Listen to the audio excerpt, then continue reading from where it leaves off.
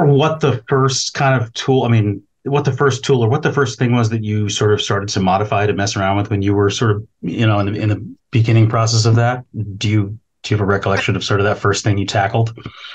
When I was a student, or do you mean when I started Yeah, doing? actually, well, it'd be interesting. No, when you were a student, yeah, I guess would be an interesting place to start with that. If you remember, I if you do, remember that, because yeah.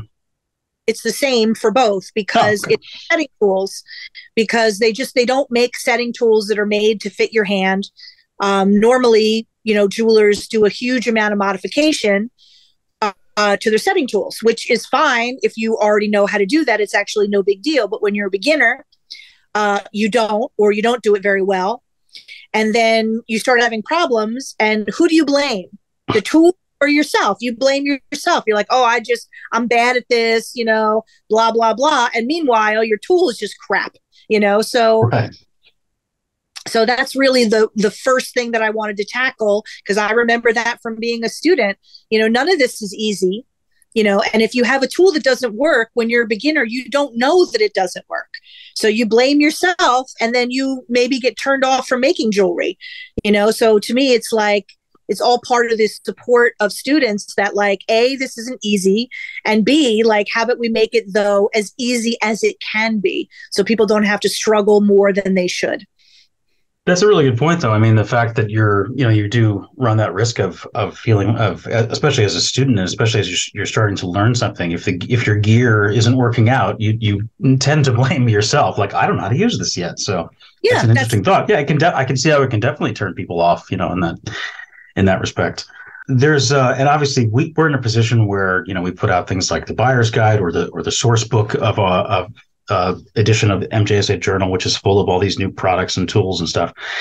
Um, and it must be tough to know. You run into this in other areas too, where it's like, well, I feel like I need this. They're telling me I need this tool. How do you? What kind of advice do you tend to give students in terms of be sure that you need this particular thing before you invest in it? well, I would best describe my opinions as unvarnished. Okay. So when I do my videos, and I'll tell people, like, this tool is amazing and it's a Lamborghini. But if you're a beginner, you don't need a Lamborghini. You need a Honda, Right. kind of. And so that's what I try to tell people when I review a tool. Like, who needs it? Who's it for? There are definitely lots of times that I'm like, listen, this is amazing if you do a whole lot of X, Y, or Z. But if you're just starting out, this isn't for you yet. Like, my first job is a teacher, so people have to rely on me to give unvarnished, honest opinions. So I am not usually recommending that people go out and buy really expensive equipment, because most of the time they don't even have the real basic stuff. Start with that. And then as you need it, because Mm. for me, it doesn't matter what you get. It's that you get what's right for you. When it comes to when you sort of made the decision to actually kind of take the setting tools with to make the decision to kind of take that to market, so to speak, how confident were you that it would sort of catch on? Well, it's quite selfish, really. Students don't have tools that work right off the bat. Who do you think modifies them for them? Right, right. So I was like, how amazing would it be if I could teach a setting workshop and people could have the tools that already work, instead of being like, okay, everybody, get online and modify all 10 of your tools, in the next 20 minutes, kind of a thing. So, as all great ideas are, selfish. Most people obviously aren't studying in person. Some people do. So for me, I felt like, okay, I know our students would want these. Right. So that alone, I was like, well, hopefully that's enough people to make a file. And then hopefully if I can get the word out, et cetera, other people will want it too. You're giving them the right tools and helping them have those. And then therefore it's a hopefully going to continue to, or it's going to make them want to continue learning how to make jewelry. So yeah, because making jewelry is hard. I mean, it's amazing and I love it, but it's not easy. And anything you can do to encourage people and to make it a little easier and not make them struggle, I mean, to me, that's like, that's my whole job in life, basically, So it all just sort of fits in. It's all sort of the same thing, really, that I do in the end, is try to encourage people and make it more enjoyable as well. Do you remember the first few things that you had to start to maybe adapt, or the first things that you started to modify as you were learning? Well, actually, there's quite a list because our instructor really felt that he wanted to give a thorough education and give us a really good background in sort of the general historical way of making jewelry and hollowware. And then as soon as we had all of the knowledge, then we could go ahead and be non-conventional and use that knowledge to be inventive with what we did. And part of what he taught us was to modify tools. In fact, he suggested that you should never just use a tool out of a box, that you should always go ahead, make it your own. And so that meant hammers, pliers, tracing tools, tweezers, triangular files to make scoring tools. Because we were actually making unique designs. We weren't simply copying things that he had given us to make as examples. We often had to just pick up whatever was at hand in order to make those unique shapes. At what point in your career did you start to think about maybe being able to make these and then and sell them? Sort of what was the catalyst that got you to that next point? Teaching workshops, because there really weren't. So I started by teaching blanking die workshops. Other people know that term as a pancake die. So in order to cut or saw out a blanking die, you have to have a bench pin that rotates, which means that basically I wanted to have a nice big work surface.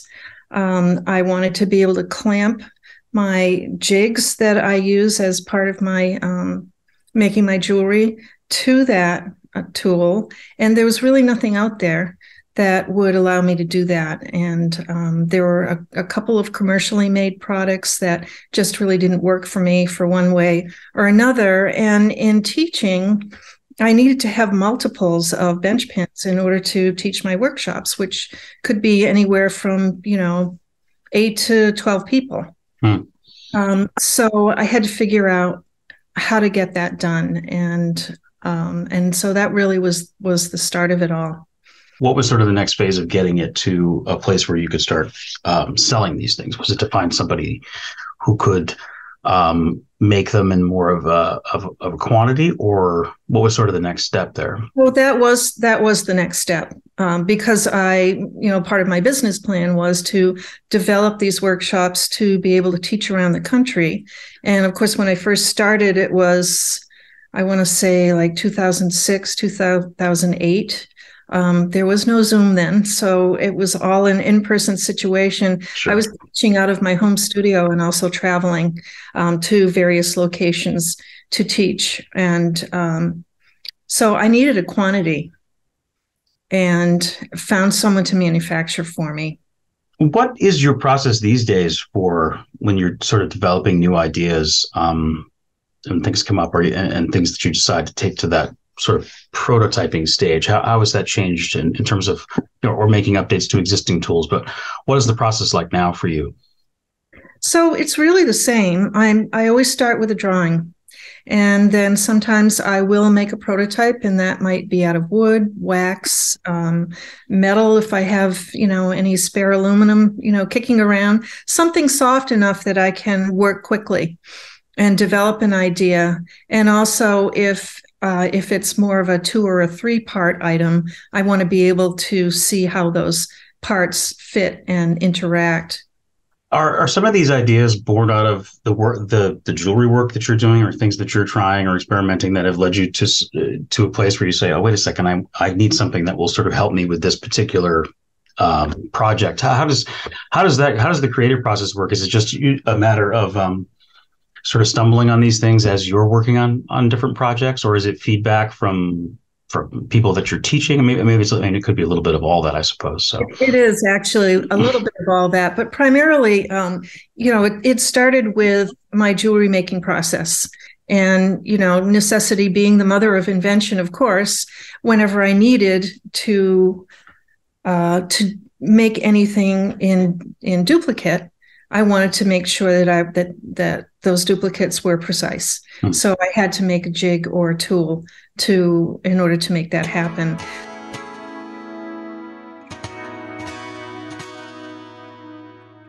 I would say I even probably did tool making before I even was doing jewelry, because it's just something that sometimes you don't know what you need until you need it.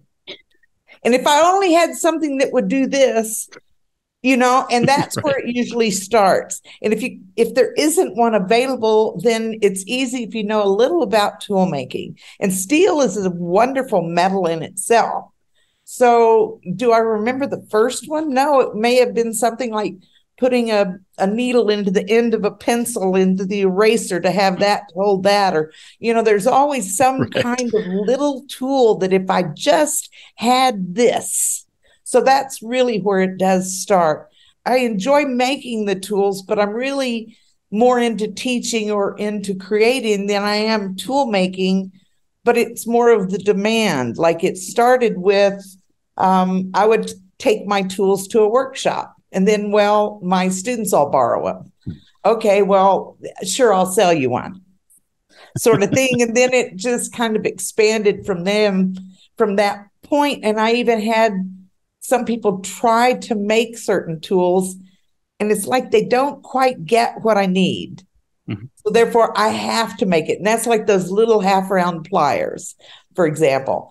Okay, they need to be this size, and they need this curve, and so therefore, since I can't quite find somebody that can duplicate that to my specifications, I end up making them. Things you mentioned, the teaching aspect of things, and a little bit about how that sort of played a role in the process for you. That must be, or how much of a role does that play sort of in your development of ideas and tools? And it probably is an organic. I would imagine it also is a breeding ground for lots of ideas. Well, it is, but I think back, what first comes to mind is that my mentor was Jean Stark. This woman was the goddess of granulation. And so my specialty then became 22 karat gold granulation. It was actually she and her husband that made me think about what is a master, a true master.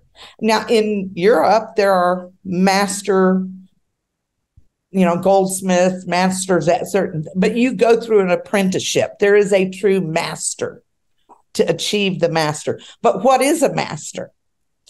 Well, they made me realize the only way to truly become one was to teach, because you can never come up with all the questions. And it's true, because students push me. I don't know. Let's see.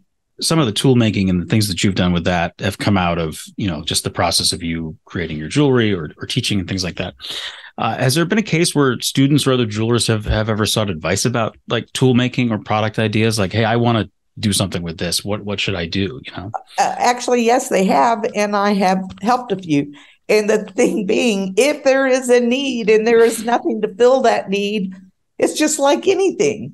If there is, find this need and you can fill it, you can market it. And there are people like Auto Fry or Rio Grande or Allcraft Tools. There are these wonderful companies that are willing and want to help you promote these things. Right. And they're on the lookout for those types of things absolutely. That they know. If there is a need, there is a market. I'm wondering, do you have sort of like a running list somewhere of things that you think are, especially as far as tools are concerned, is there sort of the running list of like, I wish this existed, or I should think about this, coming up with this, or is that something that just kind of as you go? It just happens. Yeah.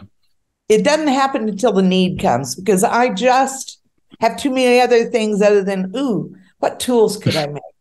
Right, I'm really not so much into making tools other than I have to. Right. I'd rather be making something than making tools. I had to make 96 jars of mud yesterday. Okay, I make the mud one blender at a time, because Very I nice. want it to be consistent. And yes, I could maybe have somebody do this in larger quantities. I don't care.